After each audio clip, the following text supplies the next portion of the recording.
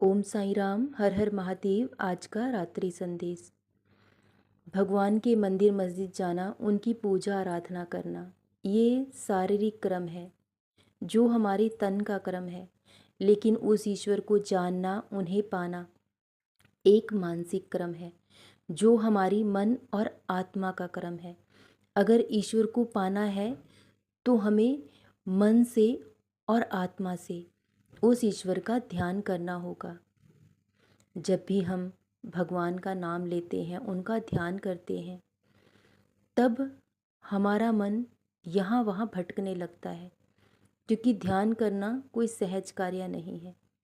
लेकिन जब हम शारीरिक कर्म से ईश्वर के साथ जुड़ते हैं तो एक ना एक दिन मन से भी उनके चरणों में ज़रूर जुड़ जाते हैं। तो ईश्वर को जानना है तो हमें अपनी आत्मा को पवित्र और मन को शुद्ध करना होगा। बुरे विचारों का त्याग करें, अच्छे विचारों को ग्रहण करें, तो ईश्वर आपके मन मंदिर में ज़रूर निवास करेंगे। क्योंकि ईश्वर की तलाश हम बाहर करते हैं, लेकिन ईश्वर कहीं बाहर नहीं है, वो हमारे मन के भीतर विराजमान है। और अगर ईश्वर को जानना है, ईश्वर को पाना है, तो अपने आप में लीन होना होगा।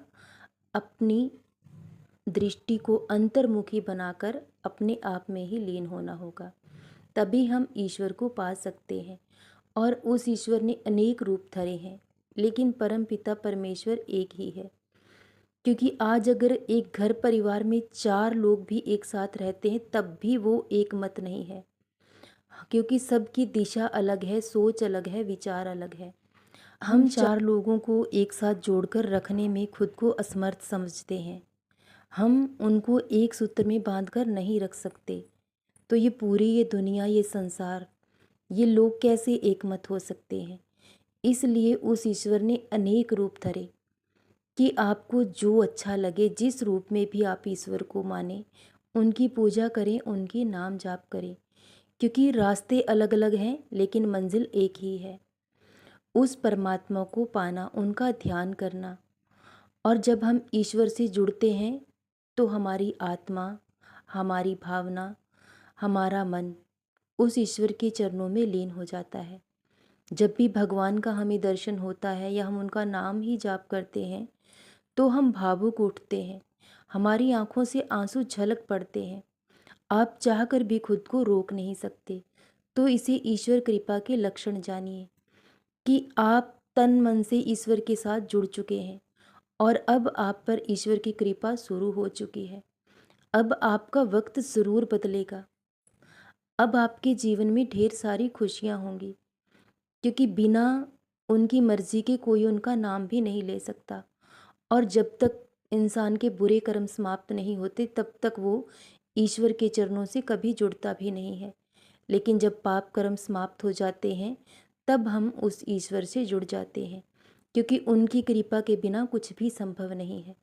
तो अब आप पर ईश्वर की कृपा होनी शुरू हो चुकी है। हर रूप में आप पर उस मालिक की कृपा बरस रही है। हर रूप में ईश्वर आपको आशीर्वाद दे रहे हैं। अब आपका समय बदलने वाला है, क्योंकि वो समय अब आ चुका है जब आपका भाग्य परिवर्तित होगा।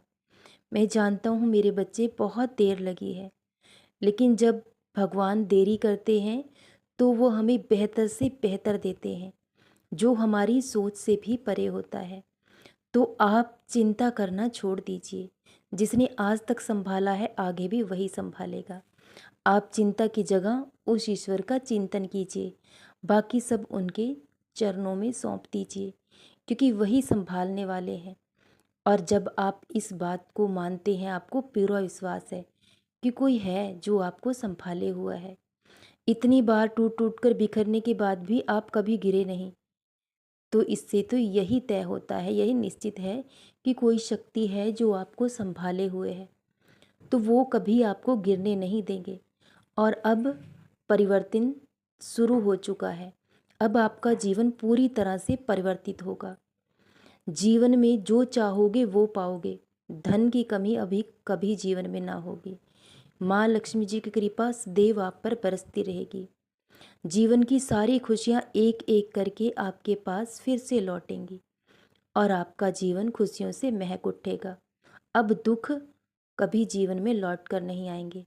अपने बाबा पर यूं ही विश्वास बनाए रखना और उनका नाम जाप करते रहो, उनका ध्यान करते रहो।